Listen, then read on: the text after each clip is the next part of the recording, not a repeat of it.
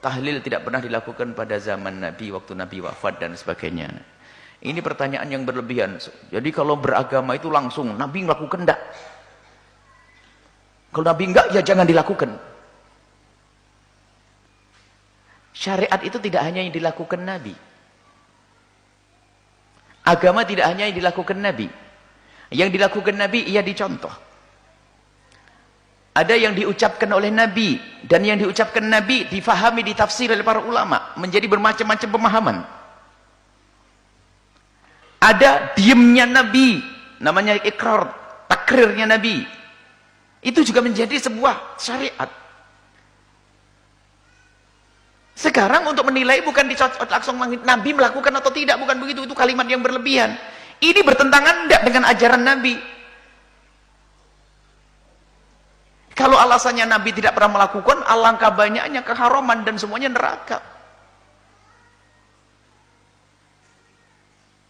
Misalnya dicampurnya antara sesuatu, akhirnya majlis, radio, televisi, oh itu kan urusan dunia. Nabi nggak menjelaskan urusan bid'ah, nggak ada bedaan antara dunia sama akhirat. Nabi hanya mengatakan kullu bid'atin dolalah. Nggak ada Nabi mengatakan kullu bid'atin diniyatin dolalah. Nggak begitu Nabi mengatakan kullu bid'atin dolalah, semua bid'ah dolalah. Ini permasalahan seseorang dikit-dikit langsung yang tidak dilakukan Nabi, maka Nabi sampai berani berlebihan. Kaidah ini bermasalah. Adzan 2 di hari Jumat ini adalah dilakukan sahabat Nabi. Dari Sayyidina Utsman dan sahabat semuanya melakukan adzan 2 dan punya tujuan. Apakah berani berkata zaman Nabi saja nggak ada adzan 2? Lihat, yang nggak mau adzan 2 biasanya pakai perekam. Nabi saja tidak melakukan. Dia tidak sadar waktu dia ngomong begitu telah mencaci Sayyidina Utsman adalah melakukan kesalahan besar, karena Sayyidina Utsman mengadakan apa? Adzan 2. Sholat tarawih dengan seperti yang Anda lakukan itu adalah dikumpulkan Sayyidina Umar bin Khattab. Tapi kenapa kok Sayyidina Umar tidak dikatakan bid'ah? Kenapa Sayyidina Utsman juga tidak dikatakan bid'ah yang demikian itu?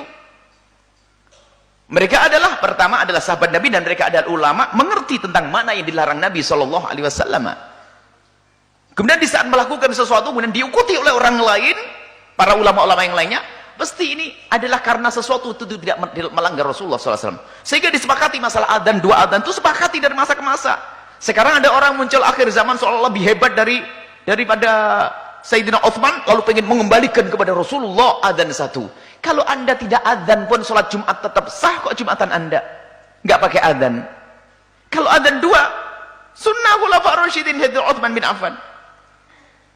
Saya biasa, kalau seandainya saya harus khutbah di tempat yang adzannya 1, saya nggak terlalu mempermasalahkan. Akan tapi jangan sampai mencaci adzan 2 lalu dikatakan bid'ah gara-gara kaidah tadi. Pada zaman Nabi nggak ada.